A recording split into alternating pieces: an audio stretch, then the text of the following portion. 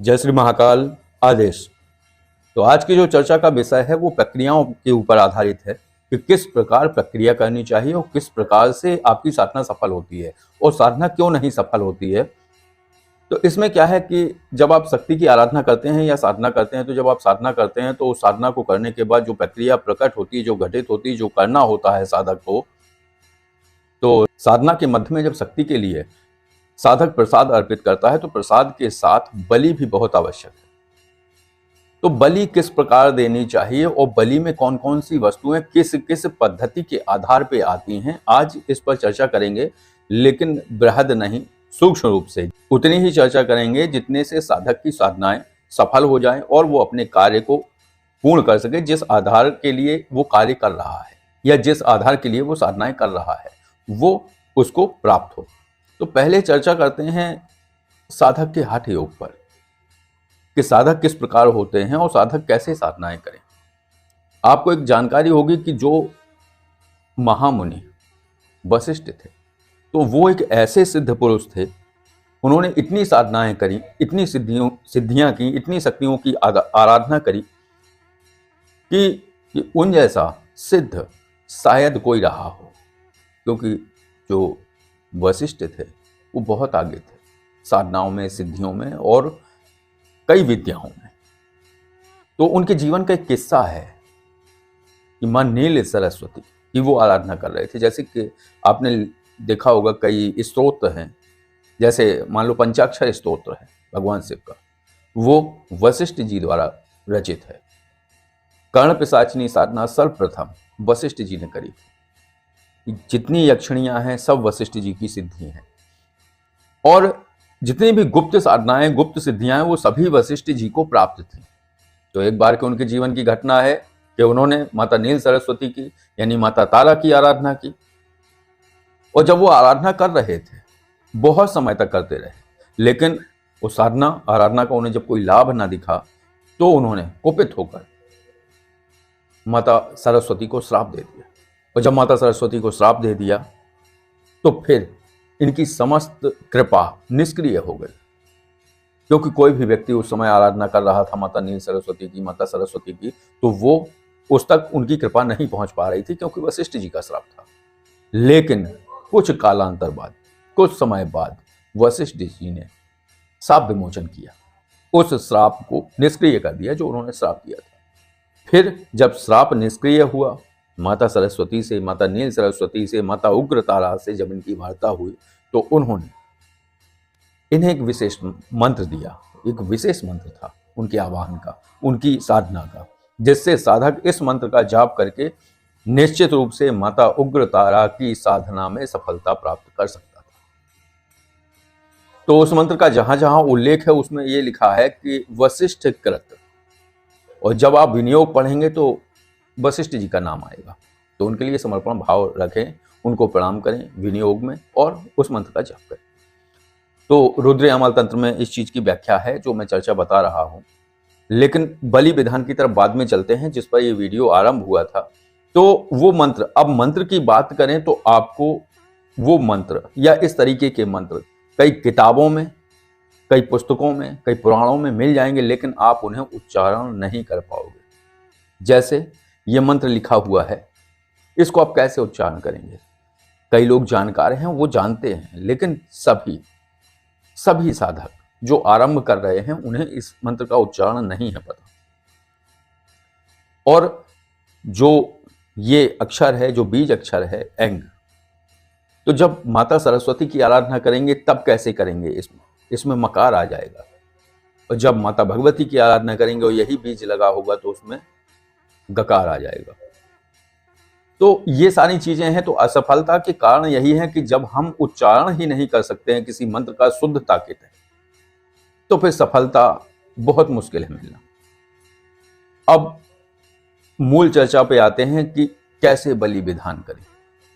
तो बलि विधान में जो विधाएं हैं उन विधाओं के आधार पर बलियां जो है प्रयोग में आती हैं। नींबू बलि हो गई, नारियल बलि हो गई, पशु बलि हो गई, और भी कई प्रकार की बलियां हैं, और स्वरक्त बलि हो गई, ये भी होता है। और स्वबलि भी हो गई। कई जगह आपने पढ़ा होगा कहानियों में, दृष्टांतों में, कि फला फला राजा थे, उन्होंने अपनी गर्दन काट के माता को अर्पित कर दी। ये स्वबलि हो गई। स्वरक्त बलि होती है, खुद के रक्त की बलि। नींबू बलि होती है, नारियल बलि होती है। तो जो वैदिक विधान है उसमें नींबू बलि और नारियल बलि का प्रयोग किया गया है। लेकिन जैसा कि लगता है कि वैदिक सौम्य है, वैदिक सौम्य ही है, लेकिन उसकी जो प्रचंडता है वो गुप्त कर दी गई है, वो दिखती नहीं है। आप अश्वमेध यज्ञ के बारे में जानकारी निकाल के देखें कि अश्वमेध यज्ञ में जब अंत में आहुतियां होती हैं तो कैसे होती हैं, ये आप खोज सकते हैं तो आपको स्वतः ही इस चीज की जानकारी मिल जाएगी। तो वैदिक भी उतना सौम्य और सरल नहीं है जितना उसे माना जाता है। वैदिक में भी बहुत गहराइयां हैं और बहुत ज्यादा प्रचंडता है। जैसे लोगों को लगता है कि अमावस्या की रात सिद्धियों के लिए बहुत महत्वपूर्ण है, क्योंकि वो एकदम से अंधेरा है, अंधेरी रात है, काली रात है और एकदम सन्नाटा होता है, इसलिए अमावस्या की रात विशेष रूप से महत्वपूर्ण होती है। लेकिन ऐसा भी नहीं है, क्योंकि पूर्णिमा की जो रात्रि होती है उस समय एक अलग ही आयाम खुलते हैं। तो सबसे पहली बात होती है कि हमें जानकारी कितनी है और हम क्या करते हैं और कैसे करते हैं। दूसरी बात, जो कि पिछला वीडियो था, जो कि मैंने बताया था कि अगर कोई व्यक्ति किसी से भी कुछ भी सीखता है और उसके जीवन में बदलाव आता है तो उसके लिए आदर का भाव रखें, नहीं तो कहीं ना कहीं से दुर्भाग्य प्रकट होगा। तो जो नींबू बलि है, जैसे आज माँ तारा के विधान की बात चल रही है, माँ तारा के मंत्र की बात चल रही है, माता नील सरस्वती के जो सिद्धि साधना की बात चल रही है, तो जो माता तारा को नींबू बलि या कोई भी बलि आप अर्पित करते हैं, पहले उन्हें भोज्य पदार्थ अर्पित करिए। जब आप उनके मंत्र का जाप करते हैं, साधना करते हैं, फिर इसके बाद उन्हें प्रसाद अर्पित करते हैं। प्रसाद अर्पित करने के बाद नींबू बलि दी जाती है। तो जब नींबू बलि दी जाती है तो उसके भी अपने कुछ मंत्र होते हैं, ऐसे नहीं होता है। ये बात अलग है कि श्रद्धा बस आप आवाहन करें, जिस मंत्र का आप जाप करते हैं वही मंत्र बोलते हुए आप नींबू बलि दे देते हैं, ठीक है, इसमें दोष नहीं है। लेकिन अगर अपनी की हुई प्रक्रिया या क्रिया का 100% अगर आप चाहते हैं तो उस आधार पे आपको वो क्रिया करनी पड़ेगी जिस आधार पे आप फल चाहते हैं। और जब आप फल चाहते हैं और प्रक्रिया वैसी नहीं करते हैं तो फिर आप की जो कामना है वो टूट जाती है। और जब वो कामना टूटती है तो फिर आपको क्रोध आता है, जैसा कि वशिष्ठ जी को आया था। लेकिन वशिष्ठ जी इतने सक्षम थे कि उन्होंने शक्ति को ही श्राप दे दिया। लेकिन अगर आप शक्ति के प्रति कुछ भी शब्द, अगर उल्टे सीधे शब्द प्रयोग करेंगे तो जीवन में नरक ही मचेगा। तो पहले अपने आप को इतना ऊंचा करिए कि आप उनके सम्मुख बात रख सकें। चलिए, तो कौन सा वो मंत्र है जो माता उग्रतारा की आराधना में बलि के रूप में प्रयोग कर सकते हैं आप?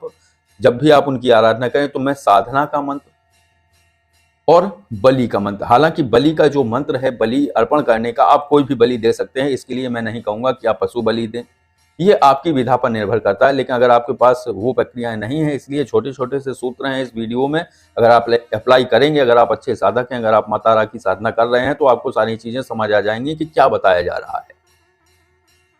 लेकिन वो मंत्र में जो उच्चारण है, जिस तरीके से उच्चारण करना है, जो माता का मंत्र है, साधारण रूप से अगर आप 11 माला भी जाप करते हैं तो कोई भी तंत्र प्रयोग आपके ऊपर नहीं होता है, नहीं फलित होता है। लेकिन तब जब आपके अंदर साधक के गुण हो और आप उस मंत्र जाप को एक साधक के जैसा साधक का जीवन होता है वैसा जीवन अगर आप जी रहे हैं, फिर आप जाप कर रहे हैं, तब वो उस तरीके से फलित होगा। हालांकि कृपा आपको प्राप्त होगी, छोटे मोटे तंत्र प्रयोग आपके ऊपर असर नहीं करेंगे। अगर आप साधारण व्यक्ति हैं, गृहस्थ हैं, अगर आप फिर भी मंत्र जाप करते हैं 11 माला, तो कोई भी नकारात्मक ऊर्जा आपको परेशान नहीं कर सकती है। तो मंत्र का उच्चारण क्या है और मंत्र कौन सा है माता उग्रतारा का? तो मंत्र जो था, जो माता उग्रतारा ने वशिष्ठ जी को बताया था, वो मंत्र कि जिससे वो तत्काल से साधक की सुन लेती हैं, तो वो मंत्र है ओम ह्रीम त्रीम हुम फट। लेकिन जो त्रीम है उसको स्त्रीम की तरह लिखा जाता है। जहां भी आप ये मंत्र देखेंगे उसको त्रीम नहीं बोला जाता, ये उच्चारण की बात है। लेकिन लिखा कैसे जाता है? जैसे ओम है, उसकी आपको पहचान है, इसलिए आप उसे ओम कह रहे हो, ओम ओम, इस तरीके से ओम का उच्चारण है कई जगह पे कई लोग। लेकिन जो एक संबल है, जो एक निशान है, जो ओम लिखा होता है वो एक निशान है, उस निशान को हम पढ़ते हैं। अगर आप उसको पढ़ने का प्रयास करें हिंदी वर्णमाला से तो वो उसका उच्चारण ओम नहीं हो रहा है। ऐसे ही स्त्रीम है, स्त्रीम जहां लिखा होगा उसको आप त्रीम पढ़ेंगे, लेकिन हर जगह नहीं। माता उग्रतारा के मंत्र में त्रीम आप उच्चारण करेंगे, लेकिन लिखा होगा स्त्रीम, तो वही मंत्र है ओम ह्रीम त्रीम हुम फट। इस मंत्र का उन्होंने जो है जाप किया फिर वशिष्ठ जी ने, और सिद्धियों को प्राप्त किया। माता नील सरस्वती की उनके ऊपर पूर्ण कृपा प्राप्त हुई। लेकिन मैं वही कहता हूं हर बार कि तांत्रोक्त क्षेत्र में चमत्कारों की आस जिस साधक को हो, वो माता नील सरस्वती की आराधना से आरंभ करे इस क्षेत्र में। और वो अगर आरंभ करता है तभी उसके लिए कर्ण पिशाचिनी, यक्षिणियां और योगिनियों की कृपा मिलती है। नहीं तो उस साधक को वो सिद्धि नहीं होती है, वो भ्रमित बना रहता है कि उसने यक्षिणी सिद्ध कर ली, हालांकि यक्षिणियां सिद्ध नहीं होती हैं। सिद्ध कौन होती हैं? जो यक्षिणियों की सहचल या सेविका शक्तियां हैं, वो तत्काल सिद्ध हो जाती हैं साधक को, जो यक्षिणियों का मंत्र जाप या उनकी साधना करता है। लेकिन फिर उसके जीवन में दुर्भाग्य प्रकट होता है अंतिम चरण में।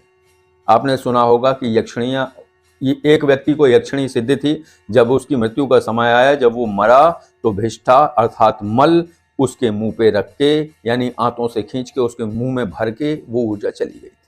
ऐसा मैंने सुना है, आपने सुना हो या ना सुना हो। उसकी अधोगति हो जाती है। ये होता है, वो होता है। वो इसलिए होता है कि वो यक्षिणियां थी ही नहीं जो उसे सिद्ध थी।